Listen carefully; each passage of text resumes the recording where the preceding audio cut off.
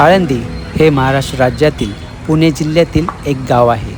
महाराष्ट्रातील प्रसिद्ध संत ज्ञानेश्वर महाराज यांचे आळंदी हे समाधीस्थान आहे. आज आपण भेट देणार आहोत याच मंदिराला.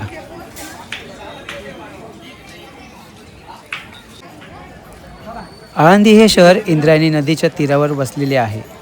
संत ज्ञानेश्वर समाधी मंदिराच्या मागच्या बाजूला नदीवर असलेला घाट अतिशय सुंदर आहे.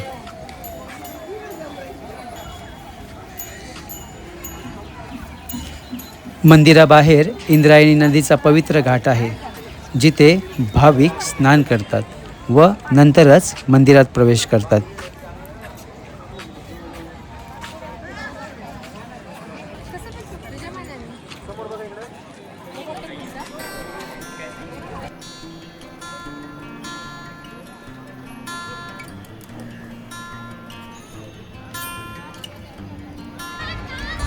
इंद्रायणी काठी देवाची आळंदी, लागली समाधी ज्ञानेशाची.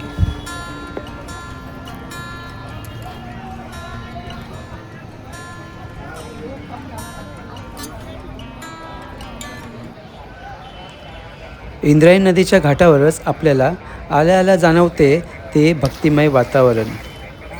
मंदिरास भेट देण्यासाठी आलेल्या भक्तांमध्ये सुद्धा वेगळाच उत्साह जाणवतो. आपल्या महाराजांचे दर्शन घेण्यासाठी लहानांपासून थोरांपर्यंत सर्वच जण उत्सुक दिसतात.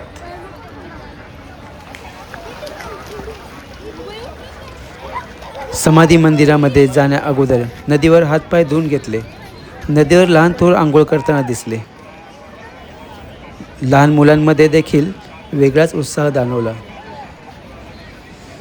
लहान मुलांनी केलेल्या पोशाखावर त्यांचा निरागसपणा अधिक जास्त खोलून दिसत होता.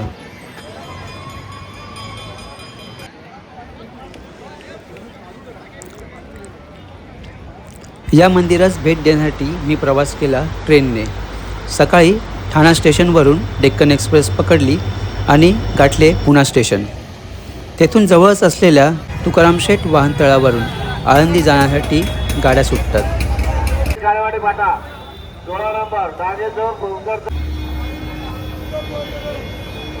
इथूनच बस पकडली.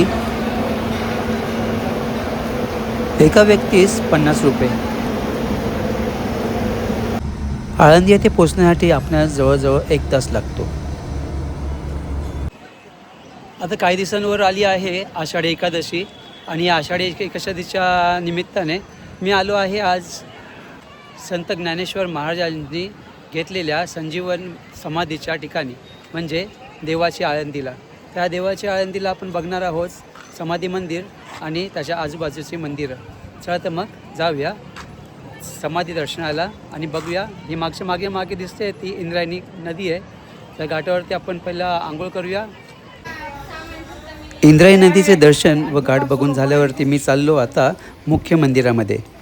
मुख्य मंदिरापर्यंत जाण्यासाठी आपणास या अशा रस्त्याने जावे लागते, ज्याच्या दुतर्फा अशी छोटी छोटी दुकानं आपणास बघायला मिळतील, जिथे मंदिरात लागणारी पूजेचे साहित्य व इतर बऱ्याच वस्तू आपणास पाहायला मिळतील.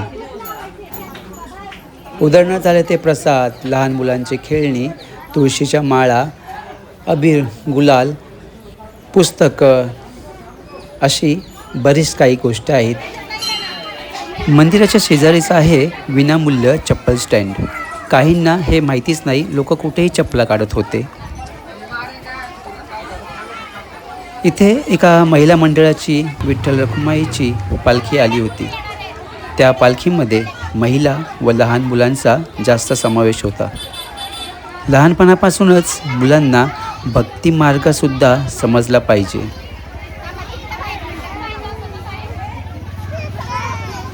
आषाढ महिन्यातील एकादशीला आळंदीहून निघून पंढरपूरला ज्ञानेश्वरांची पालखी जाते. या पालखीसोबत लाखो वारकरी अंदाजे 216 किलोमीटर अंतर पायी चालत पंढरपूरला विठ्ठलाच्या दर्शनासाठी जातात.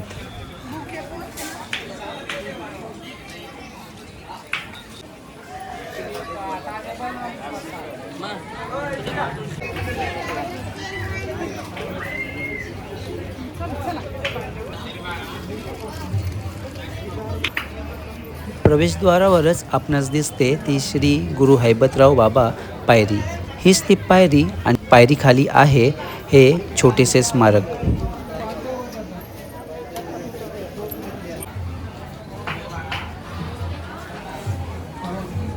प्रथम आपण दर्शन घेऊया गुरु हैबतराव बाबा यांच्या मंदिराचे. 1820च्या दशकात ग्वाल्हेरच्या शिंदे घराण्याचे सरदार हैबतराव बुवा आरफळकर यांनी आळंदीहून संत ज्ञानेश्वरांच्या पादुका पंढरपूरला नेण्याची पायी वारी परंपरा सुरू केली. जी वारी त्यांनी सुरू केली ती अजूनही सुरू आहे.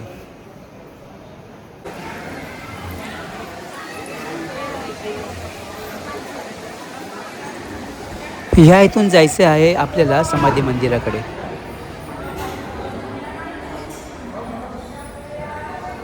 दर्शनाला चला.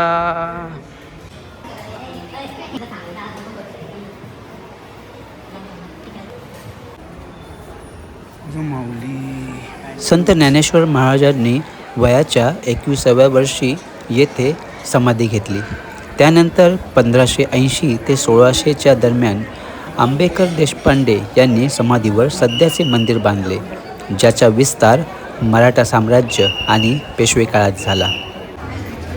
मंदिरात शूटिंगला मनाई असल्याकारणाने मंदिरात समाधीचे मन भरून दर्शन करून त्याला डोळ्यांच्या कॅमेऱ्यामधून टिपून हृदयाच्या गाभाऱ्यात सेव्ह करून ठेवले.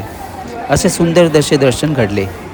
मुख्य मंदिराचे दर्शन करून झाल्यावर मंदिराच्या आवारातच अनेक मंदिरे आहेत, ती सुद्धा बघून घेऊया. आळंदी हे गाव ज्ञानेश्वर महाराजांच्या पूर्वीपासून सिद्धेश्वर या प्राचीन शिवमंदिरासाठी ओळखले जात असे.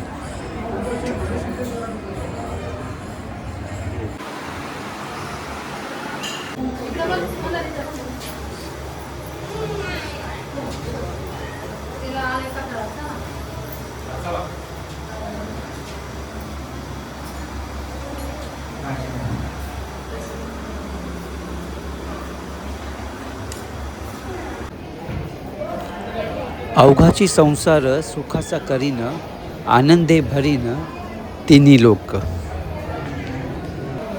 ज्ञानेश्वर महाराजांनी संस्कृत भाषेतील वेद व गीता यांचे ज्ञान सामान्य लोकांना कळावे म्हणून प्राकृत भाषेत ज्ञानेश्वरी हा महान ग्रंथ लिहिला. वर्षभर हजारो भाविक आंतरिक शांती मिळवण्यासाठी आणि संत ज्ञानेश्वर यांच्या प्रती आपली भक्ती व्यक्त करण्यासाठी आळंदीला भेट देतात.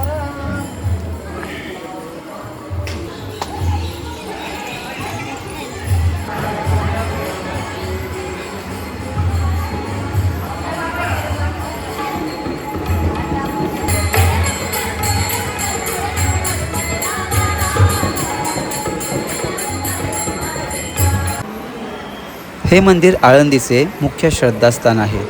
मंदिराचे आवार अतिशय शांत आणि प्रसन्न आहे.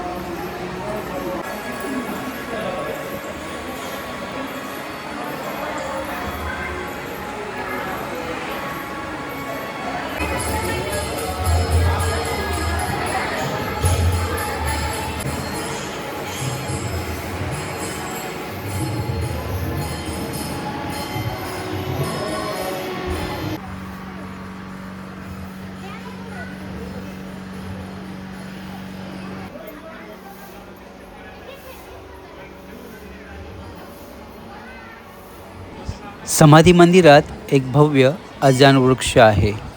असा समज आहे की संत ज्ञानेश्वरांनी जेव्हा संजीवन समाधी घेतली त्यावेळेस समाधीत प्रवेश करण्यापूर्वी त्यांनी त्यांच्या हातातील काठी मातीत रोवली. त्या काठीचा कालांतराने वृक्ष झाला. तो हाच अजान वृक्ष आहे. या वृक्षाखाली बसून भाविक मोठ्या भक्तिभावाने ज्ञानेश्वरीचे पारायण करतात. संत ज्ञानेश्वर महाराज यांच्या आईंनी या प्राचीन पिंपळास 1.25 लाख प्रदक्षिणा घातल्या होत्या. हाच तो सुवर्ण पिंपळ.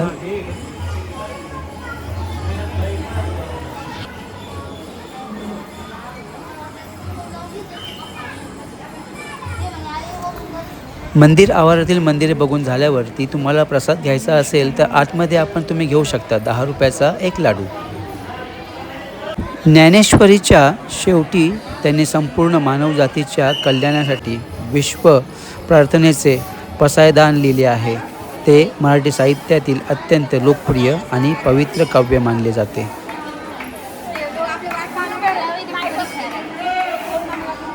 समाधी मंदिरात तुम्ही भेट दिल्यानंतर तुम्हाला अजून आळंदीमधील काही प्रेक्षणीय स्थळे बघायची असतील तर इथे मंदिरात येथे मला असा मॅप लावलेला दिसेल.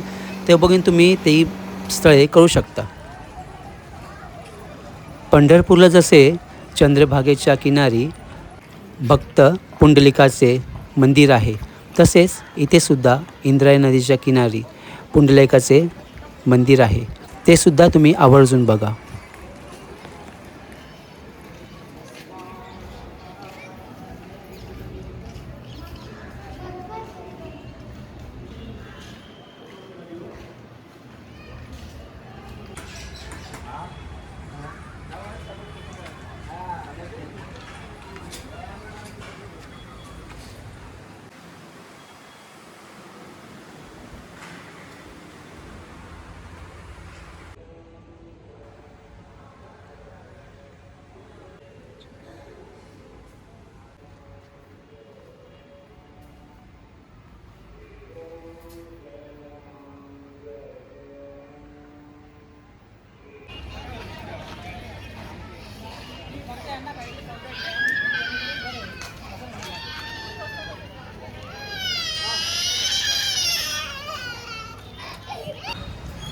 समाधी मंदिराच्या परिसरात जवळजवळ खूप अशा ऐतिहासिक वास्तू आहेत. त्या बघता बघता आपण पोहोचतो संत ज्ञानेश्वरांनी चालवलेल्या भिंतीकडे. हीच ती भिंत.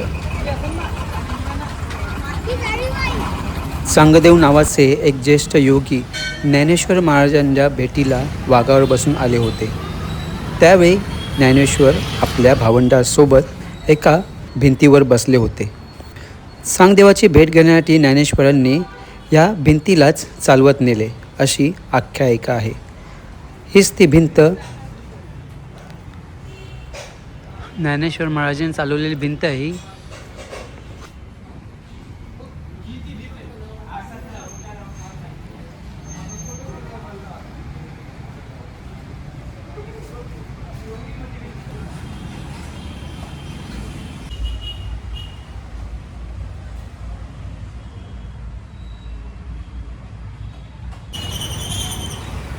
आणि ह्या भिंती शेजारीच आहे श्री काळभैरवनाथ मंदिर.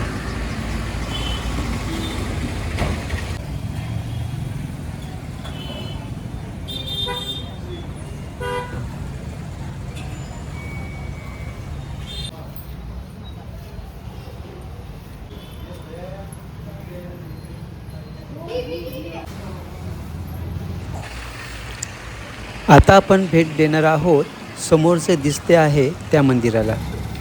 जसे देहूला देवगाथा आहे तसेच इथे सुद्धा त्याप्रमाणे करणार होते, परंतु ते अजून काम चालू आहे.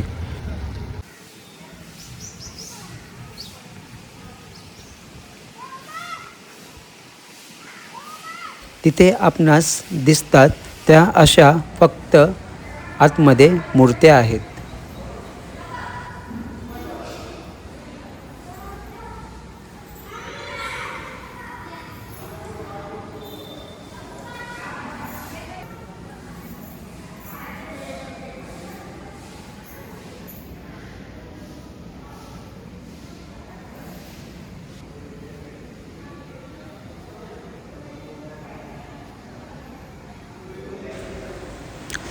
चला तर मग आजचा भाग मी इथेच संपवतो.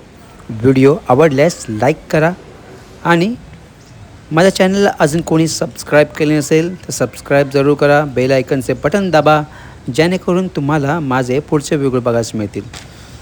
आता आपण भेटू माझ्या पुढच्या व्हिडिओमध्ये. तोपर्यंत काळजी घ्या. बाय.